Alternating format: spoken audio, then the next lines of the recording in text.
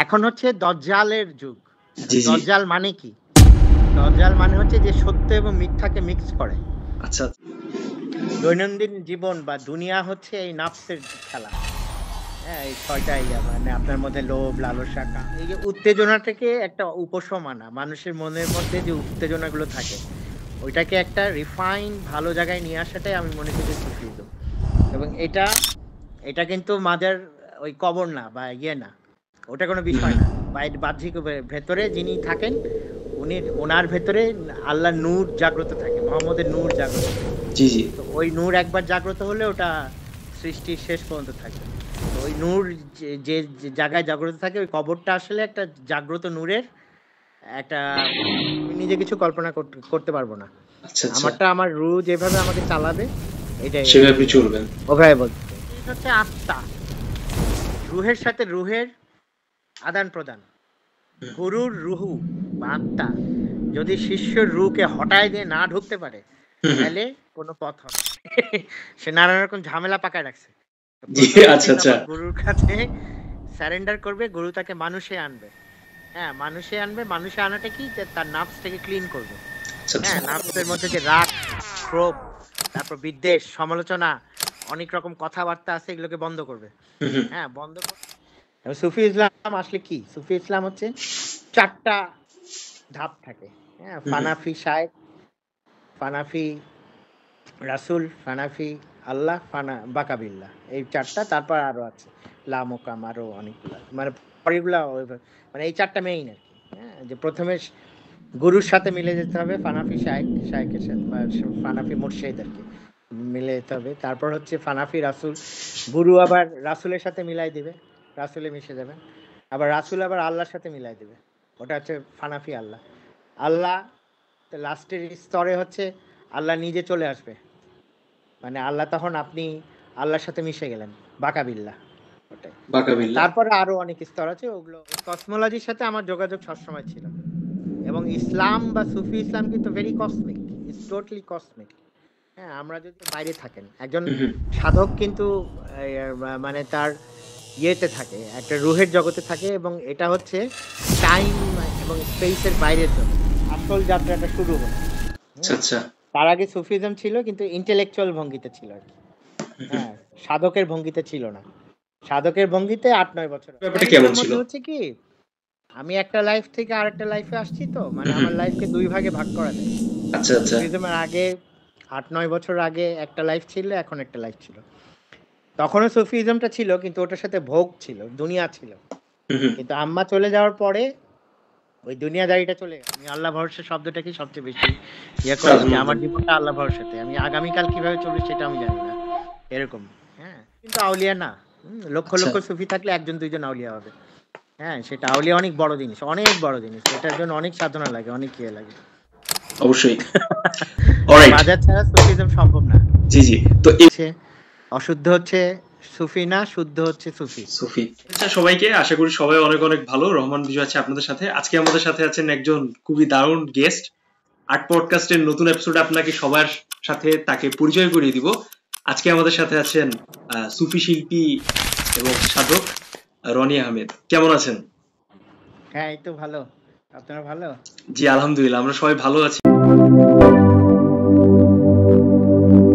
তো dear viewers, আজকের এই সুফি ইজম রিলেটেড প্লাস এই যে সুফি বা যে ব্যাপারগুলো আছে এর উপর বেস করে আমরা হচ্ছে আমাদের শিল্পীর শিল্পকর্ম সম্পর্কে জানবো, একটা দারুণ এক্সপিরিয়েন্স গ্যাদার করার চেষ্টা করব, যেখানে হচ্ছে আপনারা নতুন নতুন বিষয় সম্পর্কে পরিচিত হতে পারবেন। তো চলুন আজকে আমরা ভিডিওটি শুরু করি। সুফিজম নিয়ে আসলে অনেকের আসলে অনেক কনফিউশনাল ব্যাপার স্যাপার থাকে, বাট আমাদের বাংলাদেশে যে সুফি রিলেটেড যে চর্চাগুলো আছে সেরকম জায়গার দিক থেকে আসলে আমরা অনেক বিষয়গুলো সাধারণত দেখে থাকি। তো সবার আগে আসলে সুফিজম নিয়ে আমি কিছু বেসিক বিষয় জানতে চাচ্ছি আপনার কাছে, যে সুফিজমটা আসলে কি, বা এর মূল দর্শনটা আসলে কি, এর উৎপত্তি ও বিকাশ, বা ইসলামে হচ্ছে এর মূলধারার সাথে সম্পৃক্ততা কেমন, যদি আমাদেরকে বলতেন। এটা খুবই, এটা সব সাধারণভাবে সব জায়গায় আছে। জি জি জি অবশ্যই। কিন্তু এটা বোঝা যায় না। আচ্ছা আচ্ছা। আলাদা করে ওইভাবে বোঝা যায় না, কিন্তু এটা বিদ্যমান। আচ্ছা আচ্ছা। সবকিছুর মধ্যে এটা বিদ্যমান। এটা একটা এনার্জি, এটা একটা বস্তুর গুণ, এটা হ্যাঁ একটা গুণ, একটা জিনিস মানে শুদ্ধ আর কি। সুফি শুদ্ধ, যেটা হচ্ছে অশুদ্ধ হচ্ছে সুফি না, শুদ্ধ হচ্ছে সুফি, সুফি। এটাই। অ্যান্ড শুদ্ধ এটা ধর্মের সাথেও জড়িত, ধর্মের সাথেও, এবং ধর্মের বাইরেও আছে শুদ্ধ। হ্যাঁ, তো এটা জ্ঞান, কিন্তু সাধারণভাবে সব জায়গাতেই আছে, কিন্তু এটাকে আলাদা করে ধারণ করতে হলে তখন এটা টোটালি আলাদা জিনিস। আচ্ছা আচ্ছা, তখন আর কি আপনার যাত্রাটা আলাদা হয়, মানে যে আমি সুফি হব বা ইয়ে হব। এখন সুফি ক্যারেক্টার আছে কিছু, হ্যাঁ, জি জি আমার জি। দেখা অনেক সুফি ক্যারেক্টার আছে যারা হুম, সুফিজমের কিছুই জানে না, কিছুই বোঝে নাই, কিন্তু আচ্ছা তাদের আচ্ছা। চারিত্রিকভাবে তারা সুফি। হ্যাঁ, তারা মানুষের জন্য কল্যাণ করে, ভালো চিন্তা হুম করে, হুম তারপর খুব ভদ্র, নম্র, হুম সহজ, হুম, রাগ করে না, বাজে শব্দ ব্যবহার করে না।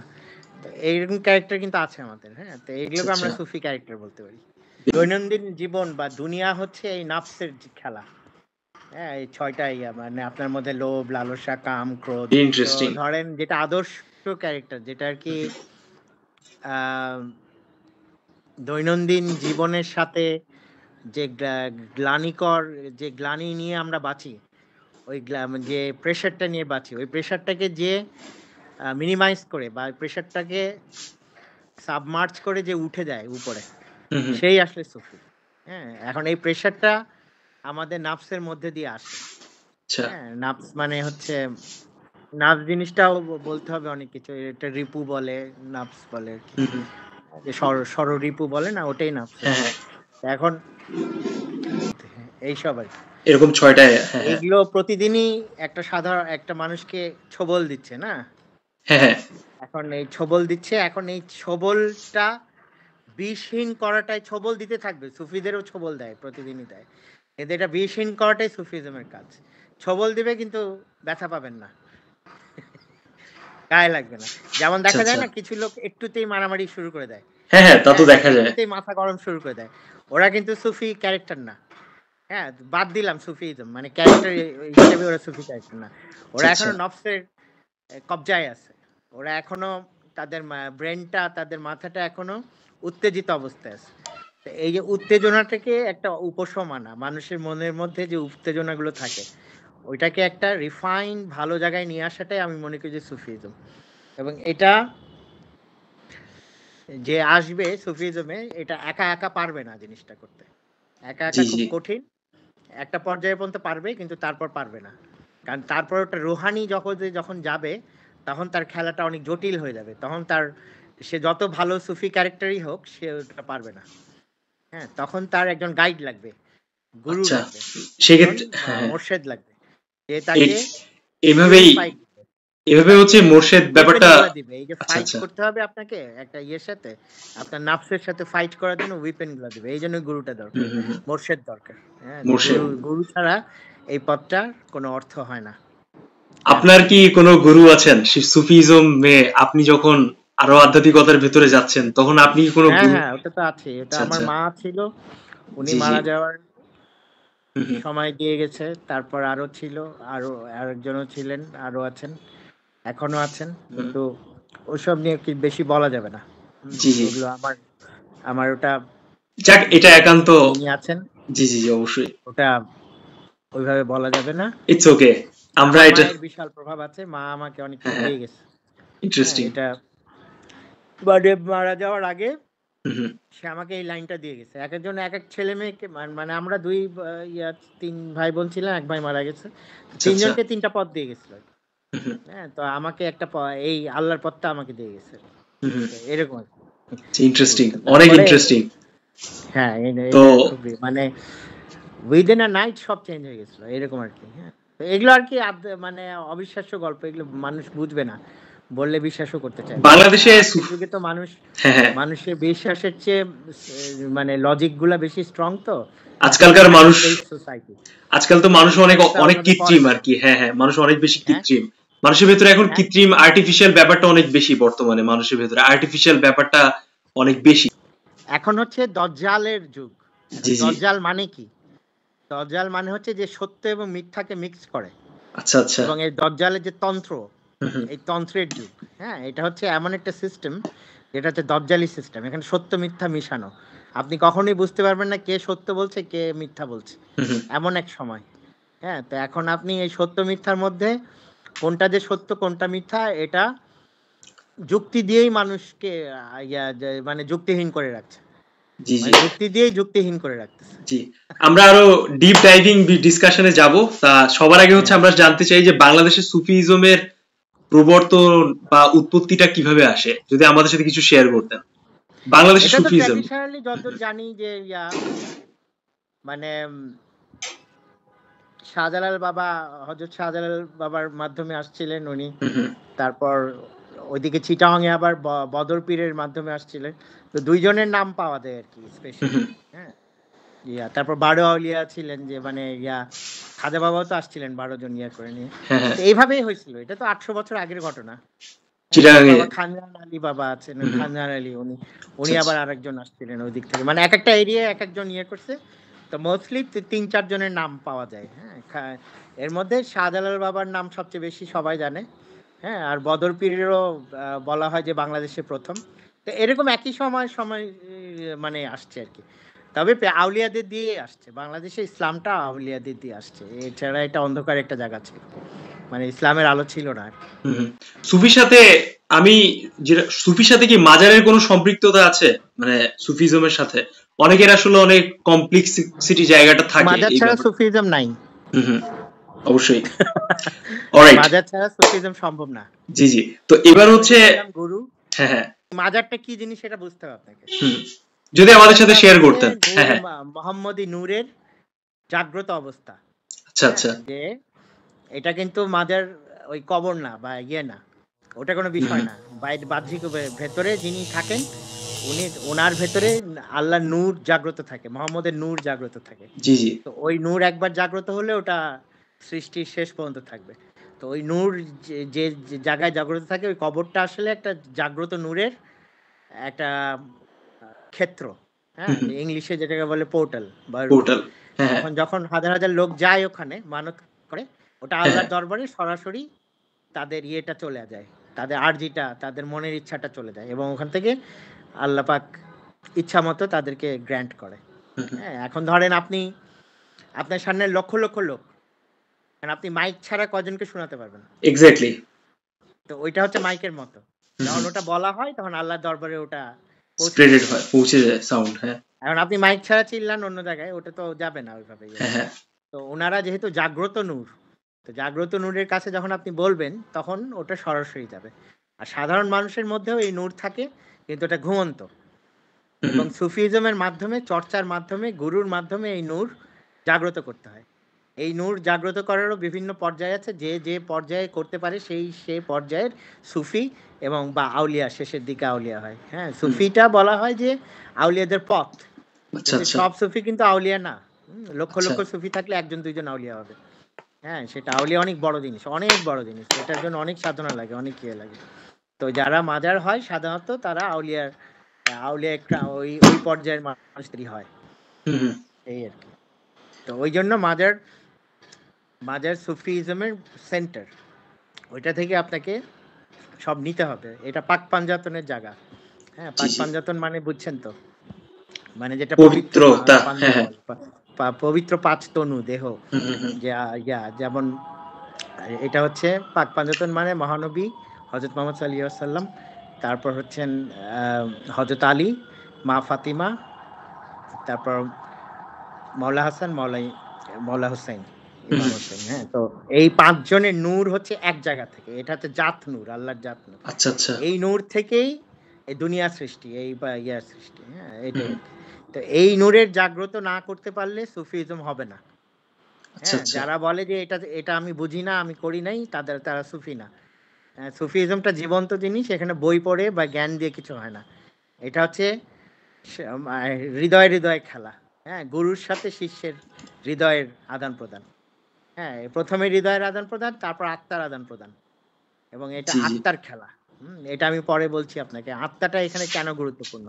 এটা হচ্ছে আত্মার জগৎ। এটা এটা আমরা আপনার কার্য মানুষের জগৎ না, এটা ইয়ার মানে ম্যাটারের জগৎ না, এনার্জিরও জগৎ না, এটা আত্মার জগৎ। আচ্ছা আচ্ছা, আত্মা কি জিনিস, রু আত্মা, এগুলো কি জিনিস, এগুলো আস্তে আস্তে এগুলোরও অনেক কিছু ইয়ে আছে, ব্যাখ্যা ব্যাখ্যা আছে। আছে, অবশ্যই অবশ্যই। আমি আমরা ব্যাখ্যা মানে আমি ব্যাখ্যায় বিশ্বাস করি না, আমি যেগুলো বিশ্বাস করি যেটা বাস্তব, যেগুলোর মধ্যে দিয়ে আমি গেছি ওগুলোই বলবো। আমি ব্যাখ্যা বা পড়া ওগুলোতে আমি বিশ্বাস করি না, কারণ ওগুলো অবশ্যই আমরা বহু বহু কিছু বলবে। আমার কথা হচ্ছে যে আমি যেটা খাবো সেটাই না বর্ণনা করতে পারবো। এখন এটা আমি তো অবশ্যই। হ্যাঁ এখনো কাচ্চি বিরিয়ানি খাই নাই, কিন্তু অনেক পড়ালেখা করছি এটা নিয়ে, লাভ আছে? No no no, exactly, very nice, very interesting হচ্ছে আমাদের ডিসকাশন। ডিয়ার ভিউয়ার্স, আমরা হচ্ছে এখন একটু জীবন যাপন বা এখন হচ্ছে হ্যাঁ আমরা আমাদের শিল্পীর যেই জীবনযাপন আছে বা তার আর্ট ওয়ার্কের ভেতরে যে সুফিজমে যে বিভিন্ন এলিমেন্ট বা ব্যাপারগুলো ফুটে আসে সে সম্পর্কে আমরা জানবো। তো আমরা হচ্ছে আমাদের শিল্পী সম্পর্কে কিছু বেসিক ইনফরমেশন আপনাদের সাথে শেয়ার করি। উনার একটা সলো এক্সিবিশন ছিল, এটা হচ্ছে আর্টকন পত্রিকার কি আয়োজিত হ্যাঁ ভার্চুয়াল এক্সিবিশন ছিল এটা। আমরা থাইল্যান্ডে হচ্ছে উনার একটা গডস লিলি নামে একটা স্কাল্পচার দেখতে পাই, যার সাইজ ছিল হচ্ছে 20 হ্যাঁ ফুট দৈর্ঘ্য আর প্রস্থ হচ্ছে 7 ফুট। হুম আমরা হচ্ছে তার হ্যাঁ এপি গ্র্যান্ড ট্যুর একটা নোহা আর্ক নামে 100 ফুট ইন্টু 10 ফিট হ্যাঁ যে একটা দীর্ঘ পেইন্টিং আছে, সেই পেইন্টিং হচ্ছে আমরা ব্যাংকক বা থাইল্যান্ডে দেখতে পাবো। আমরা হচ্ছে ওনার কিছু পারফরমেন্স আর্ট দেখেছি বা দেখতে পাবো, যেটা হচ্ছে খুবই ইন্টারঅ্যাক্টিভ ছিল। 2019 সালে এটা করা প্রথম পারফরমেন্স আর্ট, বাকিটা হচ্ছে উনি আমাদের সাথে শেয়ার করবেন। একই সাথে হচ্ছে আমরা তার মেমোরি রিলেটেড বিভিন্ন যেই সিরিজ বা বিভিন্ন ধরনের যে ওনার একটা ডিসকাশন টাইপ যে একটা সম্পৃক্ত আছে বিভিন্ন আর্টওয়ার্ক রিলেটেড ব্যাপার, এ সম্পর্কে আমরা কথাবার্তা বলবো। একই সাথে ওনার সেকেন্ড যে সলো এক্সিবিশনটি ছিল Sufi art animation and poetry evening, hmm so এই রিলেটেড ব্যাপার সম্পর্কে আমরা জানবো। আমরা ওনার আরো যে বিভিন্ন ধরনের বই পুস্তক রিলেটেড যে প্রকাশনা বা বিভিন্ন ব্যাপারগুলো ছিল, যেমন আমরা নবীজির গোলাপ সম্পর্কে দেখতে পাই, এরকম টুকটাক ব্যাপার ইন্টারেস্টিং ব্যাপার সম্পর্কে জানবো। ওনার আমরা কিছু ফটোগ্রাফি এক্সিবিশনও দেখতে পাই, লাইট ফ্রম দ্য কসমস। তারপর একই সাথে হচ্ছে সেভেন্থ মোকাম আছে, রু আছে, আই এম ইউ আছে। এগুলো কি কি বিষয় নিয়ে করা ছিল বা এর পেছনে আসলে ইন্টারেস্টিং ঘটনা বলে আসলে কি ছিল, এরকম স্পেসিফিক ব্যাপার নিয়েও হচ্ছে আমরা পরবর্তী ইন্টারেস্টিং বিষয়গুলো জানার চেষ্টা করব। সো আমার কাছে আপনার প্রথম প্রশ্নটি হলো যে সুফিইজমে আপনার এই যে দীর্ঘ সলো এক্সিবিশন বা আপনি এপিক গ্র্যান্ড ট্যুর যেটা দিয়েছিলেন, নোহাজ আর্ট যে আপনার হুম পেইন্টিংটা করেছিলেন, এ সম্পর্কে যদি আমাদের সাথে কিছু বিষয় শেয়ার করতেন, কোনো দারুণ হ্যাঁ অভিজ্ঞতা বা মানে কোনো ওই যে যেটা স্পেসিফিক। 100 ফিট পেইন্টিং, যেটা হ্যাঁ ওটা হ্যাঁ হ্যাঁ হ্যাঁ, 2005 সালে করছিলাম। জি জি জি, তো ওইটাই আমার প্রথম সুফি কাজ। হ্যাঁ আচ্ছা আচ্ছা, 5 সালের।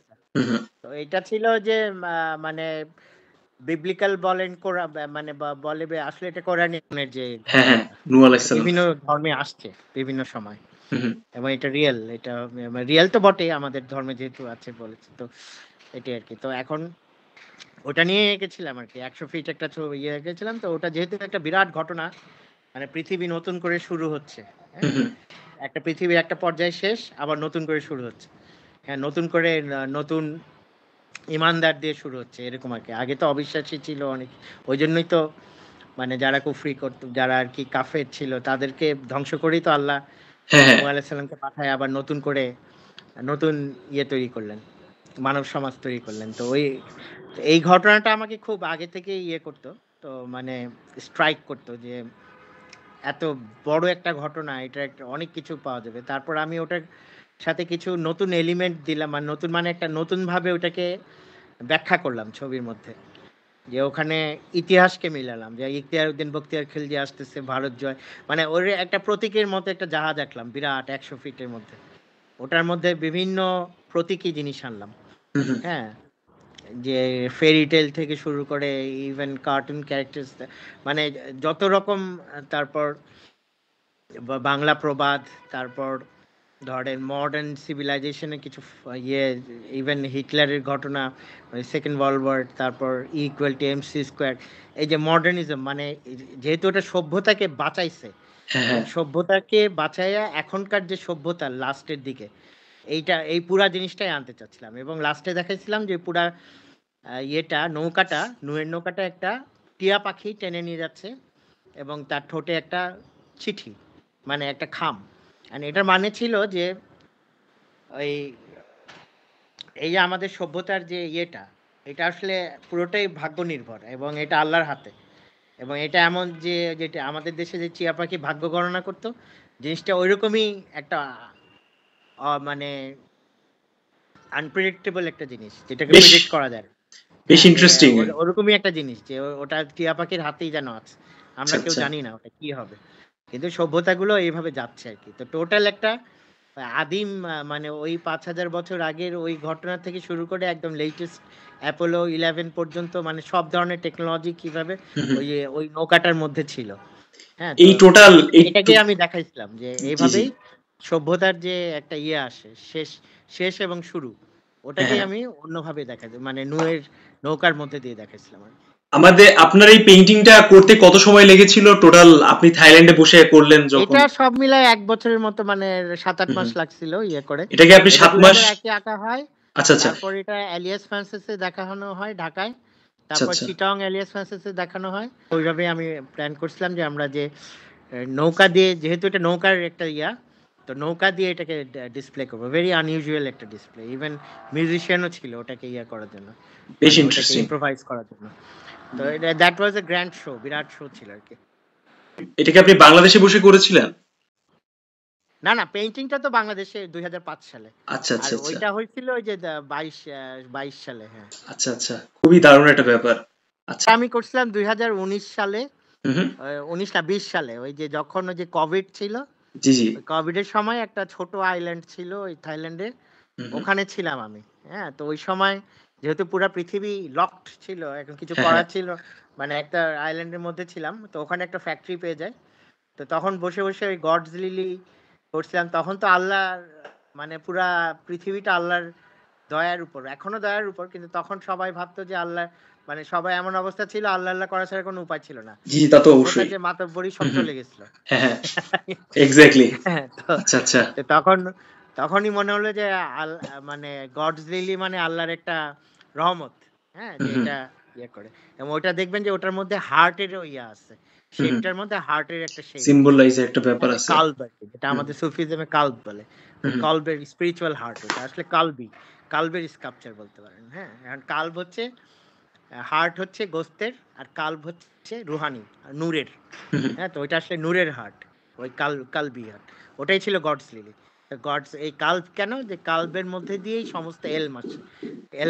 এলএম গুলো কিন্তু কাল্বে আসে। সুফিজমে যত এলএম আপনার কাল্ব দিয়ে আসে। এই কাল্ব পরিষ্কার করাটাই হুম হুম। সুফিজম। তো এখানে এখানে লাইক আপনি কি তখন কি থাইল্যান্ডে ছিলেন, মানে ভ্রমণে ছিলেন নাকি কোনো এই এই প্রজেক্টের কাজেই ছিলেন না, আমি 2020-এ? ছিলাম তো ওখানে ১ আচ্ছা বছর আচ্ছা। মতো ছিলাম। আবার হ্যাঁ, আমরা আমরা হচ্ছে আপনার একটা কক্সবাজার একটা কাজ দেখি, একটা দারুণ একটা অনেক বৃহৎ শেপের কচ্ছপ, তার ভেতরে হুম, খুবই সুন্দরভাবে স্ট্রাকচারাল ওয়েতে বিষয়টাকে আপনি রিপ্রেজেন্টেশন করেছেন। তো ওইটার হ্যাঁ গল্পটা আমাদের সাথে যদি একই সাথে শেয়ার করতেন, যেহেতু আমরা স্কাল্পচার বা ইনস্টলেশন নিয়ে কথাবার্তা বলছিলাম অলরেডি, হ্যাঁ, ওইটার ওইটা ব্যাপারটা কি একটা ছিল? বড় কচ্ছপের স্কাল্পচার। হুম হুম। ওইটা নিয়ে ওইটা হচ্ছে ওয়ার্ল্ডের সবচেয়ে বড় স্কাল্পচার আর কি, কচ্ছপের। হুম হুম হুম। কচ্ছপের স্কাল্পচার এত বড় নয়, আর ভেতরে মুরালটাও বাংলা, মানে আমার মনে হয় না উপমহাদেশে বা বাংলাদেশে এত বড় মুরাল আছে কোথাও, আচ্ছা আর আচ্ছা। এত ভ্যারিড ইয়াতে। এটা হচ্ছে টার্টেল কনজারভেশনের উপর একটা ট্রিবিউট আর কি। এটা যেটা সব কাছিমরা আসে না, হ্যাঁ হ্যাঁ। কাছিমরা আসে ওখানে ডিম পাড়তে যায়, তো মারা যায়, কুকুর খেয়ে ফেলে, লোকালরা খেয়ে ফেলে, যারা অন্য উপজাত ইয়েতে। তো এই যে কাছিমদের জন্য একটা সচেতনতামূলক ইয়ে করার ছিল। তবে ব্যাপারটা শুরু হলো স্কাল্পচার, একটা art work, basically art work. আর ভেতরে যে আহ, ইয়েগুলো আছে, মিউরাল গুলো আছে, মিউরাল গুলা হচ্ছে ওই কাছিমেরই বিভিন্ন ইয়া টেলস আর কি। হ্যাঁ, হুম হুম। মিথ, ওই মিথ গুলাকে এক একটা ইয়ে করা। এটা বিরাট একটা ইয়ে কোলাজের মতো। হ্যাঁ, ভেরি যেমন ইন্টারেস্টিং। নর্থ আমেরিকা হচ্ছে কাছিমের পিঠের উপর। তারপর হ্যাঁ। ওই ইভেন ওই ওই সমুদ্র মন্থনেরও ইয়ে আছে ওখানে, যে কাছিমের পিঠের উপর ওরকম আছে। তো চাইনিজ মিথ আছে, তারপর রেড ইন্ডিয়া, তারপর আরো অনেকগুলো আছে আপনার।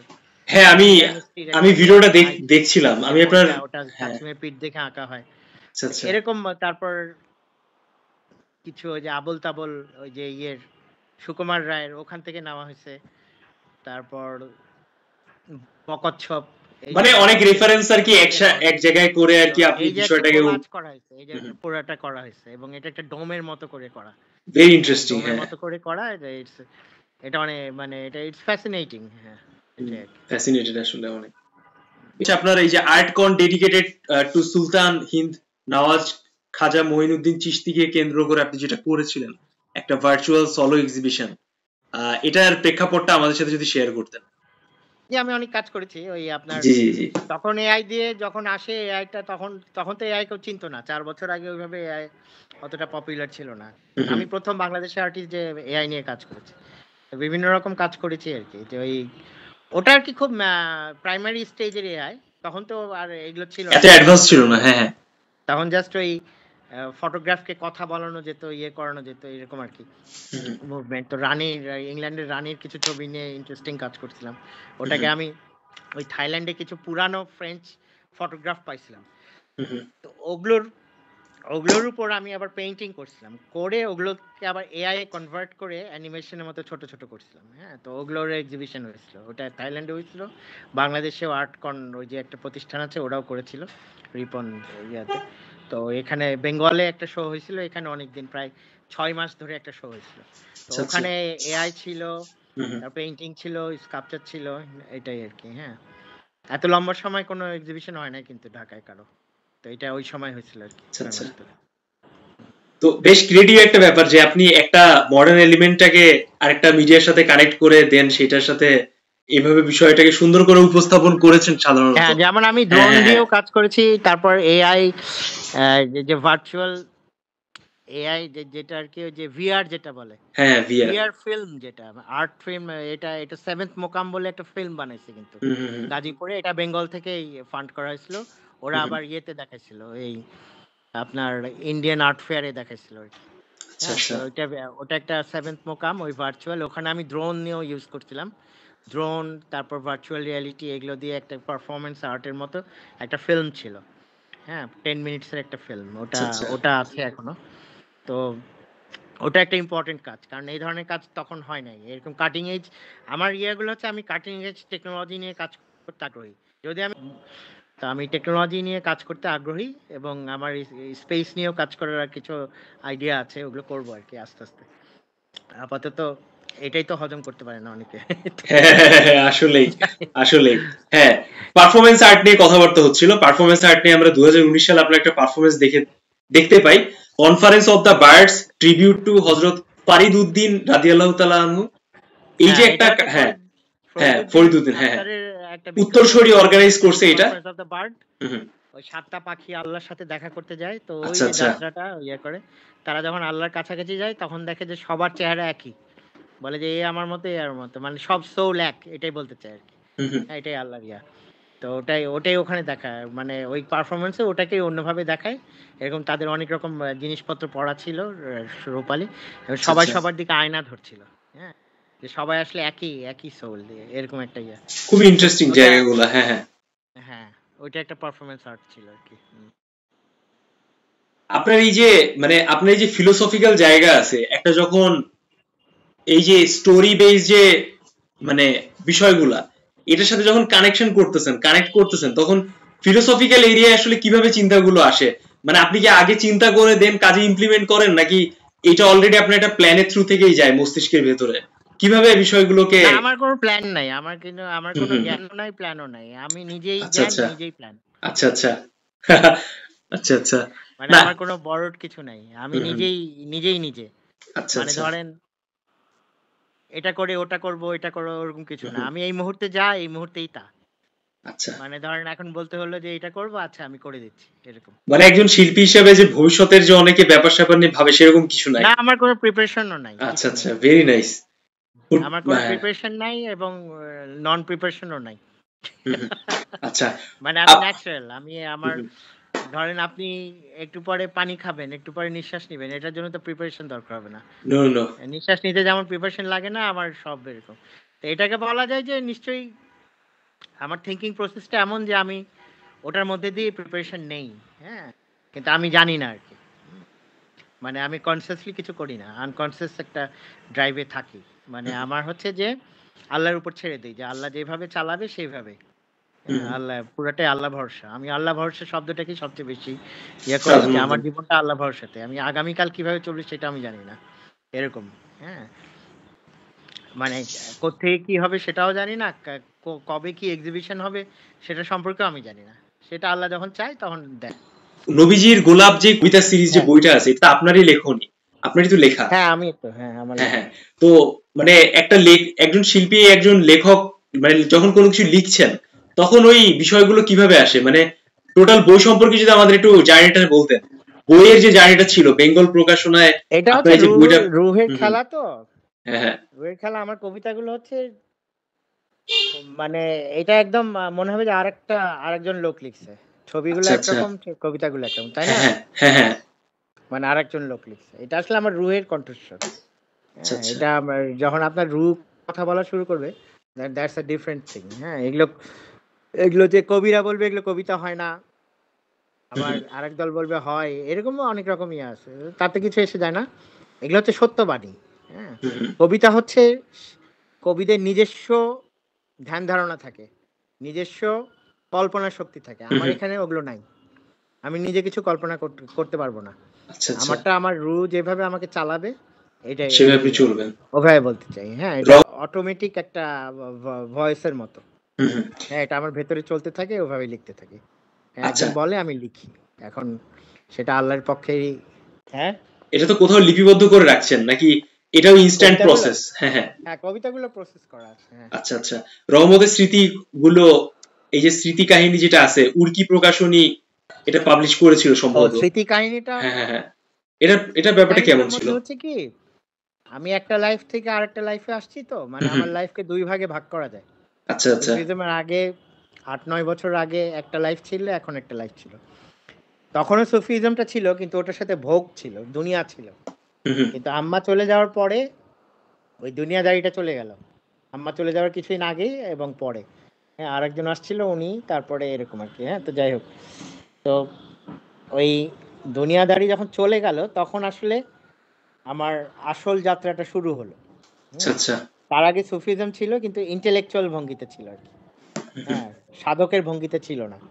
সাধকের ভঙ্গিতে 8-9 বছর হবে আর কি। হ্যাঁ, এটা এই এখন ওই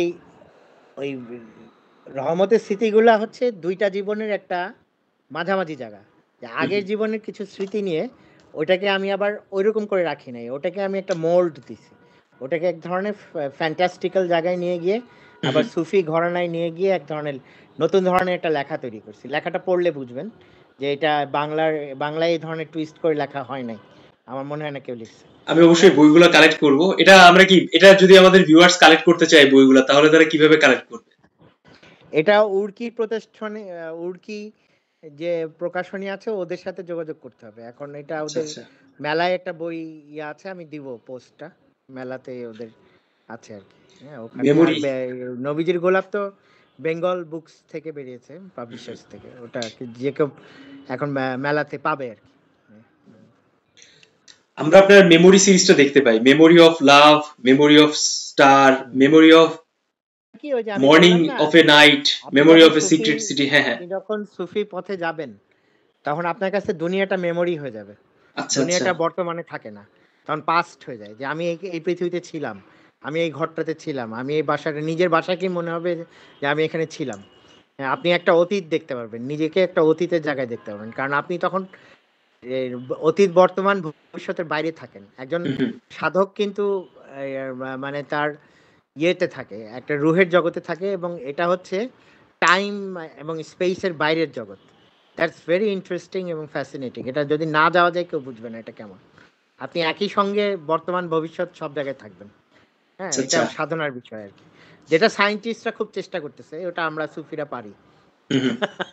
very interesting. Light from the cosmos, এটা মূলত মানে এটার প্রিভিয়াস বা টার্মটা কি ছিল?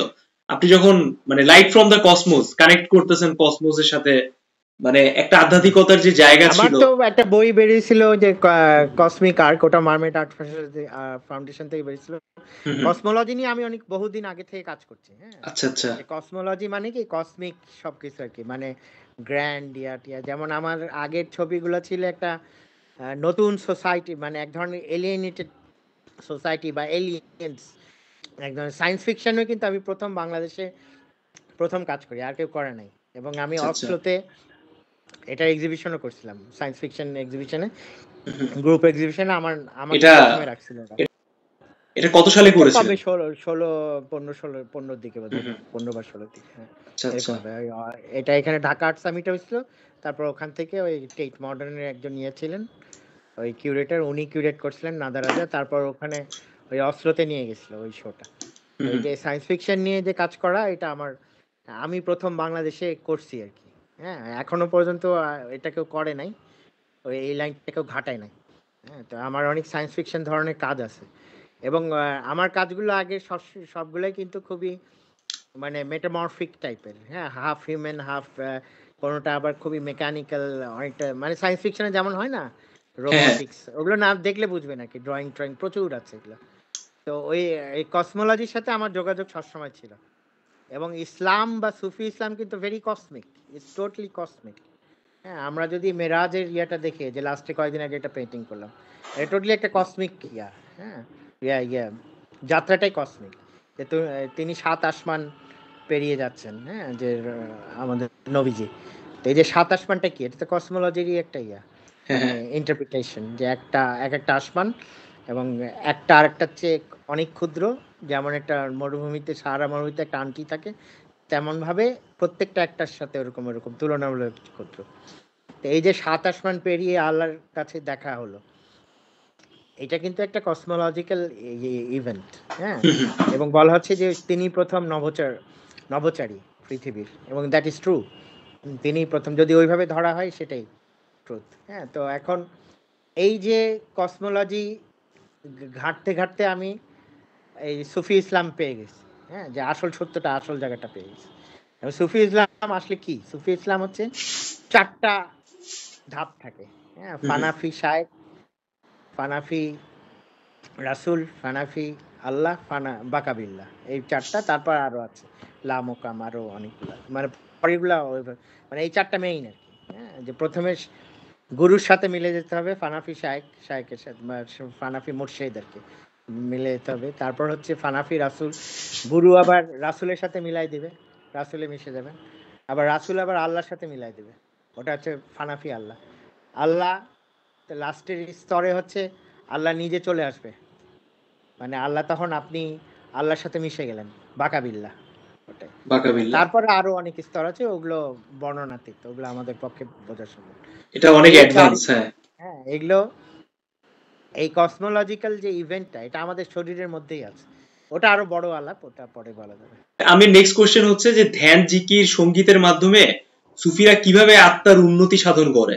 এরকম একটা বেসিক টার্ম আর কি আমরা দেখি, অনেকে আসলে জানতে চায় বা অনেকে বলে। এটাকে বলে সামা সঙ্গীত, যেটা দিয়ে মানে হুম, হুম, হুম। এক ধরনের জজবা বা এক ধরনের হুম, হুম। আবেগ তৈরি হয়, একটা আল্লাহর প্রতি একটা ইয়ে তৈরি হয়। হ্যাঁ, কারণ আপনি হামনাথ শুনলে যেমন হয়, আচ্ছা, তেমন আচ্ছা। সামা সঙ্গীত শুনলেও হয়। সামা সঙ্গীত কিন্তু এক একজনের জন্য এক এক রকম। এখন সবার জন্য যে সুফি সামা হবে তা না। অনেকের জন্য লালন সঙ্গীতও তো এক ধরনের সামা সঙ্গীতই। হ্যাঁ, হ্যাঁ, তা তো হ্যাঁ, বটে। আল্লাহর সাথে কানেকশনই তো। এখন যে যেভাবে পারে। হুম, এখন আমার কাছে অন্যরকম। হ্যাঁ, আমি ওয়েস্টার্ন ক্লাসিক্যাল শুনি, ওটাই আমার জন্য সামা সঙ্গীত। আমি অনেক অপেরা শুনি, এখন ওটাতেই আমার কানেকশন হয়, যার হুম, জন্য হুম। যেটা। মানে এইটার কোনো স্পেসিফিক জায়গা নাই, কোনো মাধ্যম নাই, এটা হ্যাঁ, যে কেউ তবে যে কোনো ভাবে। স্পেসিফিক ভাবে সুফিদের আলাদা সামা সঙ্গীত আছে। হ্যাঁ, আচ্ছা, আচ্ছা। কাওয়ালি আছে, তারপর নুসরাত ফাতে আলী, উনি তো হুম, পুরোটাই হুম। সামা সঙ্গীত। হ্যাঁ, তো এরকম এগুলো হচ্ছে রিয়েল সুফি। তারপর আবিদা পারভিন, হুম, হুম। ওগুলো হচ্ছে একদম সুফি, সুফি ঘরানার ডিপ, সামা ডিপ সঙ্গীত। আর কি, একদম ডিপ। জারি গান আছে, ওগুলো হুম, সামা হুম। এক ধরনের ইয়া, ওগুলো এক ধরনের ইয়া নিয়ে, যেখানে মুর্শিদি, আল্লাহর আবেগ মুর্শিদিটাও নিয়ে, তো মেবি, হ্যাঁ। আল্লাহর প্রতি মানে মনস্কামনা নিয়ে, মানে মনের যে আগ্রহ, ওটা নিয়ে আসে, যে হৃদয়ের যে আগ্রহ, আত্মার যে আকুতি, আত্মার আকুতিটা যেখানে ওই যে সঙ্গীতের মাধ্যমে আসে আল্লাহর প্রতি, সেটাই সামা সঙ্গীত। সামা সঙ্গীতকে এভাবে বলা যায় আর কি। এটা একটা ইন জেনারেল বললাম, কিন্তু সামা সঙ্গীত আলাদাভাবে আছে। আচ্ছা আচ্ছা, এমনি মাইজ ভান্ডারি বা মুর্শিদি যেটা আছে সঙ্গীত, এই যে হ্যাঁ, দুইটা তরিকা আছে, এর সাথে কি সুফি দর্শনের কি মানে ইন্টাররিলেশন তো অবশ্যই আছে, তাই না? এরকম হয়তো সব সব আছে। বাংলাদেশে মাইজ ভান্ডারি আছে, আছে ওয়াহিদিয়া আছে, তারপর চিস্তিয়া আছে, তারপর আরো আছে কাদেরিয়া আছে। মুর্শিদি, এক হ্যাঁ। একজনের এক একটা পথ আছে। হ্যাঁ, জি জি জি। কিন্তু পথ কিন্তু মেথড কিন্তু সবই এক। আপনার গুরুর সাথে মিলতে হবে। গুরু ছাড়া এখানে কোনো পথ নাই। গুরু আপনাকে মানুষ করবে। প্রথমে আমাদের সুফিজমে বাইরে থেকে যখন কেউ আসবে, সে কিন্তু মানুষ অবস্থায় নাই। জি জি জি। সে নানা রকম ঝামেলা পাকায় রাখছে। জি, প্রথমে আচ্ছা সে আচ্ছা। যখন গুরুর কাছে স্যারেন্ডার করবে, গুরু তাকে মানুষে আনবে। হ্যাঁ, মানুষে আনবে। মানুষে আনাটা কি, যে তার নাফসটাকে ক্লিন করবে। আচ্ছা আচ্ছা। হ্যাঁ, নাফসের মধ্যে যে রাগ, ক্রোধ, তারপর বিদ্বেষ, সমালোচনা, অনেক রকম কথাবার্তা আছে, এগুলোকে বন্ধ করবে। হ্যাঁ, বন্ধ করে মানে জেন্টলম্যান বানাবে। তারপর আচ্ছা আচ্ছা। একদম মানে অনুগত বানাবে, দাস হ্যাঁ হ্যাঁ। বানাবে। দাস ছাড়া দাসত্বে আসতে হবে, গুরুর দাসত্বে আসতে হবে। ওই দাসত্বে আসলে গুরু যা দিবে সেটাই তার জন্য বর হবে, তো সেটাই তার জন্য ইয়ে হবে। কারণ গুরু কোনো খারাপ কিছু দেবে না। খারাপ কিছু দিলে সে গুরু না, সে হচ্ছে সাধারণ মানুষ।